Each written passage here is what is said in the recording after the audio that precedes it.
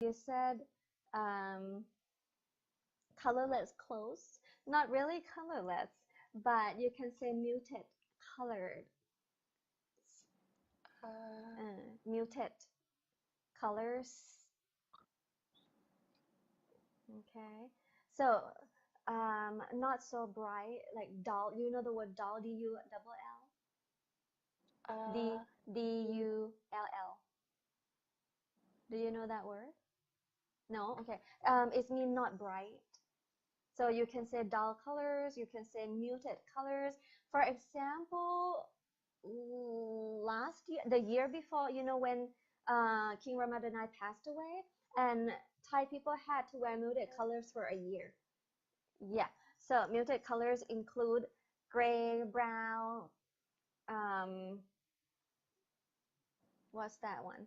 Like khaki, you know, like those colors that are not bright colors yet. So, and then you said white and black, the colors that people wear to formal situations or events. And then you mentioned a funeral, and then you say to show regret. Not really regret, because what does regret mean? You know, it's not the meaning you were looking for. Not the meaning. Okay.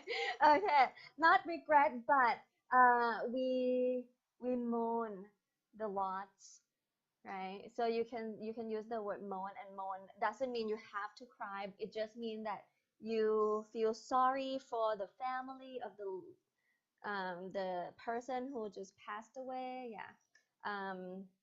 What else can you say?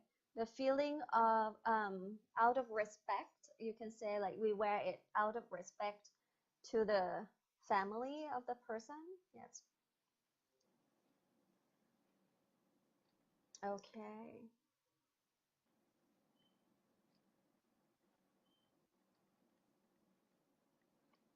Okay. Any questions now? No. No. And just thinking back to that one year that we had to wear dark colors, that was called the mourning period.